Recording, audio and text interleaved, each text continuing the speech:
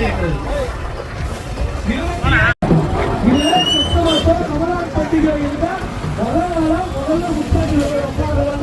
அவரும் உதயநிதி ஸ்டாலின் தான். பஞ்சாயத்து நிகழ்ச்சிகள் அரசு விழாவாக எடுக்கப்படுது, பக்ரீத் அரசு விழாவாக எடுக்கப்படுகிறது. அமைச்சர்களும் பாராளுமன்ற உறுப்பினர்களும் சட்டமன்ற உறுப்பினர்களும் இன்றைக்கு இஸ்லாமியர்கள் கொண்டாடக்கூடிய நிகழ்ச்சிக்கும் கிறிஸ்தவர்கள் கொண்டாடக்கூடிய நிகழ்ச்சிக்கும்